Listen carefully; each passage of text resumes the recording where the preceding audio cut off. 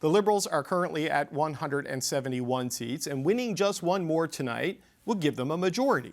But since one Liberal MP is also the Speaker, they'll need to win at least 2 seats to avoid ties, which the Speaker would vote to break. And there's another obstacle. The Liberals also don't currently control committees of the House of Commons, which could hold up their legislation. So if they get a majority, how could the Liberals move to change that? Well, for over a decade, Steven Chaplin was senior legal counsel for the House of Commons, and he joins me now. Steven Chaplin, it's good to see you, sir. Thank you for being here. Thank you very much for having me. So if the Liberals win at least 1 seat tonight and clinch the majority, is there any precedent you can think of for a Canadian government completing a majority this way? Not only in Canada, but I've looked around the Commonwealth, and it's, as far as I've been able to determine, it's never happened before that there's actually had a minority government that's become a majority government through bits and pieces, if I can call it that. Bits and pieces is a good euphemism for the past year in politics. So, look, even if they get a majority tonight, they won't immediately control the House committees, which they currently split with Bloc and Conservative MPs. So right. How much could those committees still hold up the Liberal priorities if they don't find a way to take control? Well, if they can't take control of the committees, then, of course, the opposition would still have a majority on committees. And as a result, they could use their power in committees to hold up legislation, control inquiries, those kinds of things. So the question really is how can the Liberals manage the rules of the House to obtain a majority on those committees? Okay, so look, typically you get a majority. In normal circumstances, you could prorogue Parliament, bring it back with a throne speech. That resets the committees and the Liberals would have a majority membership.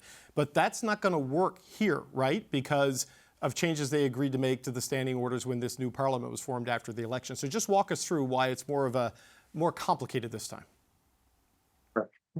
To make it simple, is at the beginning of this Parliament, they changed the standing orders or the rules of procedure of the House of Commons that set the number of committee members at 10 and gave the Liberals 5 and the opposition 5. And once you take the chairs of the committees out of that equation, the opposition would have majority in committees. And that was actually set in the standing rules of the House of Commons.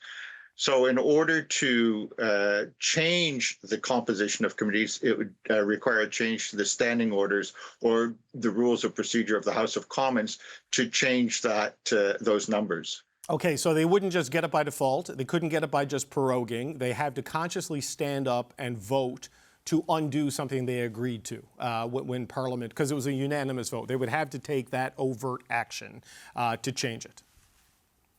That's right. And it's unusual because normally what happens, parliaments, the nature of a parliament doesn't change. So that if you have a majority parliament to begin a parliament, the rules are there, and or if it's a minority, it normally continues in that fashion. So this idea of how do you change the rules is unprecedented and would require a motion, the government, to change the orders, the standing orders of the House. Okay, so if they only win 1 seat tonight, and the expectation, to be fair, is that the Liberals may very well win 2, but if they only win 1, you'd end up with a 171 vote for this change if the Liberals go this path. I'm going to go out on a limb and say the opposition will vote against it, and it would be tied 171 to, and so the Speaker would have to break the tie.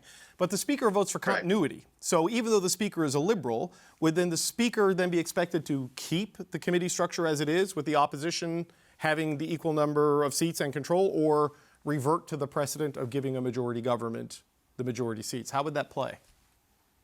Well, the normal practice is they're basically conventions, which means they're not written rules, but they are rules by which everyone has behaved. And in the past, as you indicated, the speakers always vote for continuity. And in this particular case, or any particular case, the speaker would likely not vote in favor of changing the standing orders, because to do that would basically be using his vote to change what had occurred before. So obviously the speaker would take advice from the clerk of the House. If precedent has been followed and the convention is followed, the speaker would likely say, until the House itself decides to change the standing orders, I'm not going to be the person that makes that decision. Okay. Well, look, that would likely be avoided if the Liberals deliver on the 2 GTA seats and go down this path. So I guess one last technical question here. Would they then need to prorogue? Would Parliament need to shut down and reconstitute itself after they change those standing orders? Or could they do the vote and then just roll into the new operating rules? Well, the decision to prorogue is not the decision of the House. The decision to prorogue is that of the Governor General on the advice of the Prime Minister. So as a result, if the House decided to change its rules, and because it does have that power, it's not unusual. I mean, it doesn't happen often, but it's not unusual to have to change the rules of the House from time to time. But if the House decides to change the rules, the House it would just change the composition of committees by itself. In other words, one has to make a distinction between what happens when the Prime Minister is advising the Governor General. That's a prorogation. But if it's the practices and procedure of the House, would be up to the House itself. And the House could decide when it wants those rules to take effect. The House could say, look, we've got business until June. What we'll do is we'll have this come into effect in the fall, or we'll have it come into effect right away. It would be up to the House to make those decisions, but prorogation would have no effect one way or the other. Okay, that's very helpful to understand. Steven Chaplin, we appreciate your time. We appreciate your expertise. Thanks for being here, sir. Thank you. All right, bring back the power panel. Rob Russo, Vonda Nakata, Brad Levine, and Kate Harrison. Rob, I call interviews like that Sesame Street segments, where we, on Sesame Street, the grown-up would talk to a Muppet to explain something to the kids. I'm the Muppet. And I think we got a good understanding of it. So what do you make of the idea that with the majority, they're going to kind of have to stand up if they want to get control of committees and vote against something they agreed to only a year ago? Is there a political cost potentially with that? I don't think so. I think if they win 2 of the 3 seats tonight, I think that you will see a motion to change the standing orders to allow the Liberals to take control of the committees. If they didn't, what changes? Not a lot. Because right now, nobody seems to want an election on the opposition side. I'm sure the Liberals would love to have an election right now. So I don't imagine anything would change in the immediate term if they didn't decide to go this route. But, the laws of political gravity apply to everybody, including Liberals. And there were times over the last few days when you didn't think that the Liberals believe the laws apply to them, but they will. What goes up must come down. They need to prepare for that date. And I would be surprised if Mr. McKinnon, if they win 2 out of 3 seats tonight, didn't propose a motion to change the standing orders that led to the current composition of committees. Do you think they'll move fast on that? I mean, that seems like that's a priority, it seems to me. You're nodding. Yes, absolutely. I think they'll move very quickly. I think Prime Minister Carney has made clear he wants Parliament to work. He wants people to have faith in these institutions. And he has big things he wants to move forward on. And as was mentioned earlier, there's also high risk for the government. There's high expectations. He has to deliver on those expectations. So I think by doing so, if the business of the House is able so that he can push through his agenda and deliver for Canadians, they'll want to move that as quickly as possible. Plus, we all know Prime Minister Carney, he loves to work. He likes to work all the time. So it's the faster they can get this done, the better it will be for the government overall. Kate, is this something that the Conservatives and the Bloc could mount an argument against, or is it simply to the victors go the spoils? Yeah, I think they can, and I think that they should certainly try, because this is ultimately not what voters said they wanted, and it isn't what they've wanted since 2019. A majority government has been denied to the Liberals since that time. I believe Vonda now when she says that the government would have an easier time getting through legislation. I think that explains why there has been such a fervor to compile this Frankenstein government with floor crossers and now some favorable by-elections to do so, because that is the outcome of a majority. Is it the outcome that Canadians voted for? No, it is not. And I would also say in the last year, what has been reasonably obstructed as a result of the opposition in the House that the government has attempted to achieve. Because what I've seen is cross-partisan support for nation-building projects and for pipelines and for some of the things that the Prime Minister has promised to do.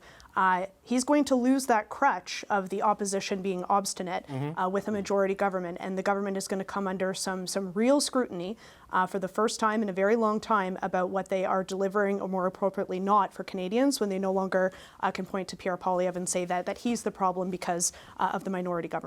Brad, how do you see it?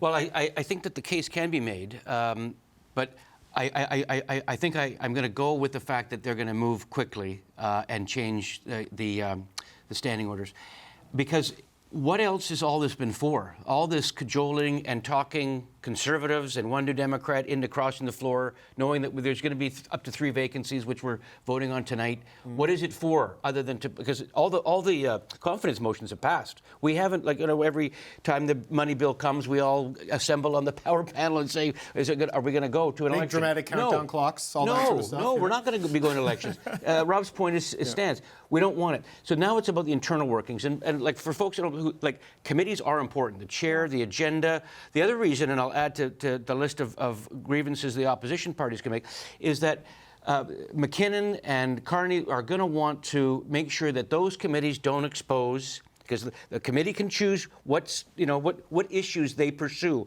what witnesses they call. And from time to time, in minority parliaments, opposition members of parliament on committees have brought individuals forward that embarrass the government. We did that for a number of years. And so for this crowd, for this Liberal crowd, to say, I'm not going to take advantage of that, I don't place enough of the moral kind of compass that would override the ability to go back on their word, reconstitute the vote, make sure that they have the majority. And if they're not, then they should go to Don Davies and the NDP and say, what would you folks like? Would you like to sit on committees so we can get these standing orders changed? Is there a political party on earth that wouldn't do exactly the same thing? Not when they're in government. Exactly. But when they're in opposition, they will make very good moral points. And just to be clear, like the Prime Minister has been very careful about how he's talked about this like kumbaya government that he's forming right now, right? Like he's talking about, we're putting partisan politics aside, trying to do what's best for the country. What does it say that his first act while commanding a majority government is going to be to remove the power from opposition parties to call forward studies and committees? So I think that it runs counter to this narrative that he is certainly attempting to build, that he's a unity leader that transcends political and partisan interests. Well, the very first thing he's going to do is remove the ability for a lot of scrutiny. We don't know that. We're assuming that, here at this August panel, right? Yeah.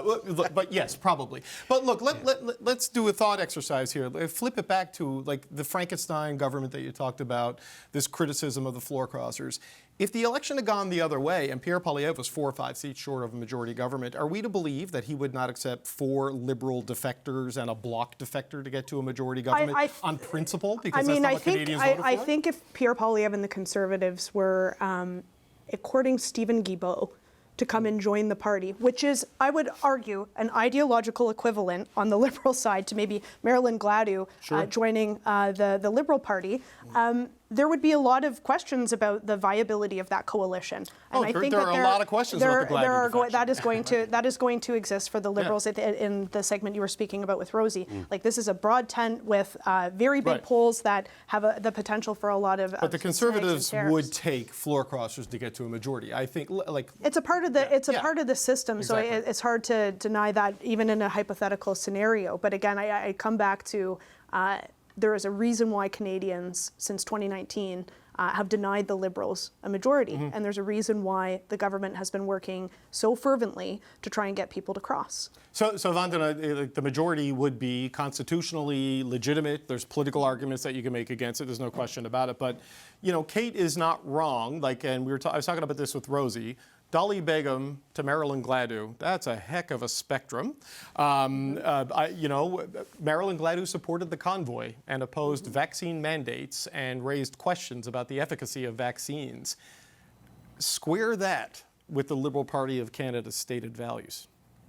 I myself, like lots of Liberals, needed time to marinate on this, to be honest. I bet. I won't lie about that. But I will say this. What struck me is that like Marilyn Gladue has a lot to lose here. Like Sonia Lapton, I know she said it's a bellwether riding. Like, it's been Conservative for a very long time. It is, convoy. It was the F. Trudeau movement. There's a lot of people there on that. So, but for her to put aside her previous explained beliefs and want to get behind the party that has always been the party of the Charter of Inclusivity and has said, I have evolved in these views, I want to support the women's right to choose, I think that's actually a good thing for Canada. I think most people, we've come from a place, we've been so polarized, like, vaccines, what's happening down south, like Canadians, Americans, and around the world, we've been polarized. And you see what's even happening in Hungary. I think people are trying to move away from that kind of populism. I think people are feeling that maybe this anger isn't so helpful. Maybe we have to, despite disagreeing, connect with people to find better solutions for Canadians. So I think if you have Dolly Begum, Laurie Idlow, Marilyn Gladu, all in one caucus represent Canadians. Will there be friction at times? Absolutely. But is it good to have different voices at the table to share what they're hearing with constituents? I think that's still good. And I think while some people might have a harder time with that, I think it was important for Prime Minister Carney to say that these values are the same. So, and I'll say one last thing. I remember when Wadji Kron crossed the floor. I was still living in Mississauga, and I said I was going to punish him with my vote.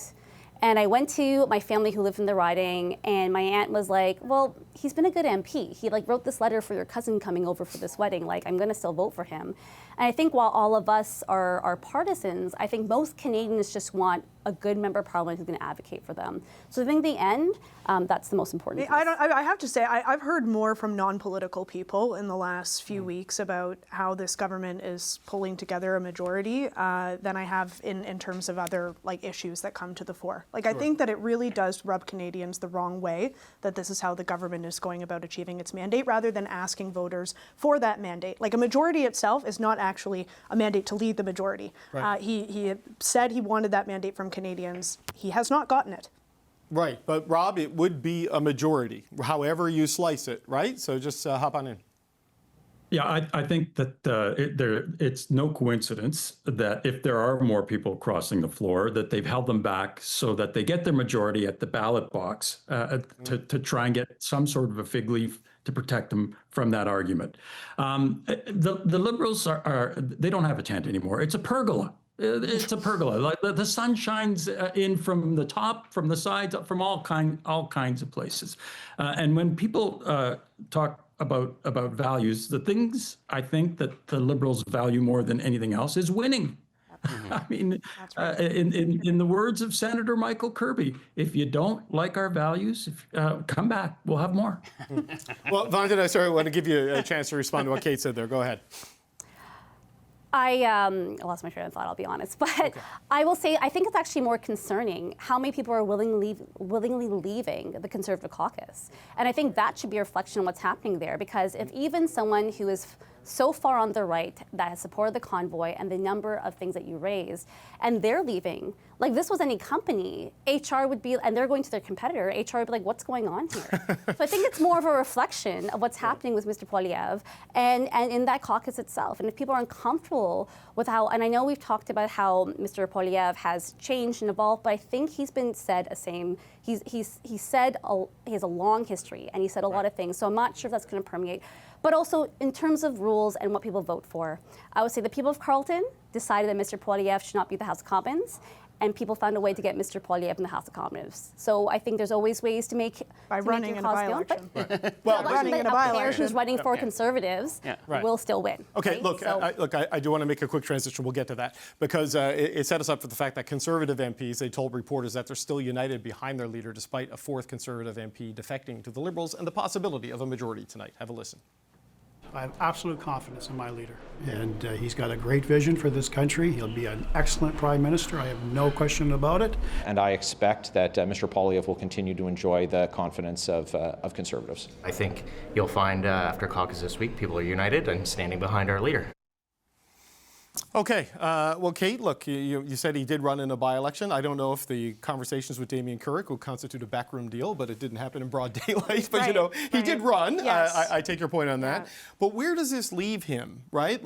There was the election, the defections, and now the by-elections to seal it all. Yeah. And a little over a year ago, it was an inevitable, invincible Pierre Poilievre juggernaut, and here we are. Yeah, I think, there's no illusion that this is a challenging moment and a moment of inflection for the party. I don't think that's because of the by-elections. I think it's because of the departures that have happened from caucus. Yes. But I do think that there is opportunity that lies in some change in terms of how a majority government might change the equation for the opposition. So, you know, on the one hand, yeah, the urgency to keep things kind of static and the same with an election being on the horizon is gone with a majority. And that'll be something for Poilievre to have to manage. And the first time, again, as I've mentioned, that the Conservatives have had to manage this really since 2019, since the last majority government. So it is going to change the dynamic in the House. I do think, though, it provides an opportunity in a few different ways. Number one, I think that the Liberals are going to walk right into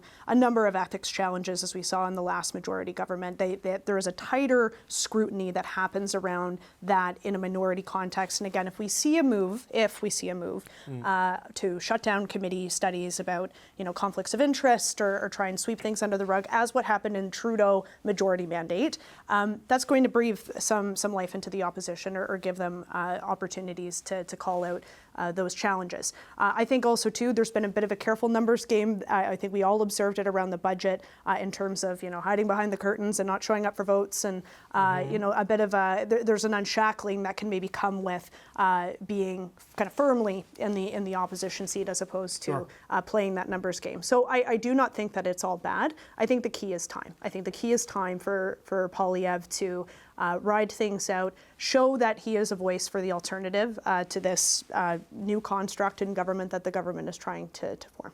Brad, in the time, though, since the election, where it was close in vote share, the public opinion polling and everything we've seen since then would show an erosion for Pierre Poilievre, that maybe his position as leader is strong, but as an option for Prime Minister right now, it is greatly diminished from a year ago. So does time really help him rebound? How do you see it? No, I don't think so, and I disagree that time is on his side. The person I think will look to tonight's results, if it is 3 for 3 or even 2 for 3, is Pierre Poilievre. He is going to look at tonight going, oh my, I've got and his caucus, right? So he's got the membership. He got the membership in January in Calgary. He did very, very well. But the problem for him isn't the membership, it's the caucus. So they're going to sit there for 3 years in opposition, minority on committees, as per our last conversation, and they're not going to see the next election for a very long time. Will he crank up and go back to old Pierre, where he's not collaborative and more cranky with the apple biting? That's an off-putting personality trait that a lot of Canadians didn't like, and that's why he wasn't ready for prime time.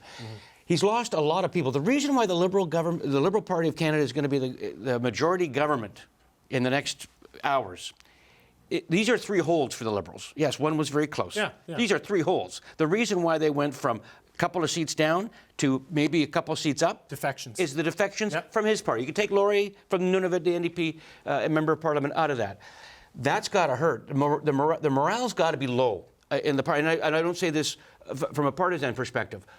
I've been in caucuses. But it is. You talk to any Conservative MP, and it reminds you of the last summer of the Trudeau prime ministership, that they're despondent, they want change, and they don't know how to get it. They want to go. Right? So why the timing matters, because to Kate's point, if we were in minority territory, we could be in an election in the next confidence vote. The budget's coming up, money bills are coming up, whatever. So everyone stays tight, everyone fundraises, everyone's loyal to the leader because they don't want to rock the boat, because they may be in a swing riding, they could lose. But now you give yourself a 3-year horizon, you got a lot of time to be disloyal, to look for other work, to find another leader, right? 3 years is a long time to say you had your chance, and now we're gonna do something. Those outs that you did with those Conservative MPs that were saying, I stand behind my leader, that took me right back to John Rustad and the BC Conservative Party just 6 months ago. When we thought he was invincible, I show loyalty to my leader. Within a few weeks, he was gone. Will that be the case here? I don't know, but I've heard that tape before. Yes, that is not an unfamiliar narrative in elected politics. Okay, we got 3 minutes left. I want to get Rob and Vanda in to get the last word. Rob, your thoughts, and then Vanda, I'll let you close shop for us tonight. I'll disagree slightly with Brad and say that time can be on his side. What has Mr. Poilievre done since the election? He has changed his posture. He's changed his tone. He's changed who his targets are. They're now, Mr. Trump is included among his targets. He's changed his campaign manager. Okay, what has he not changed? Well, if you look at the letter that went out to MPs just before the Easter break, he hasn't changed his relationship with caucus.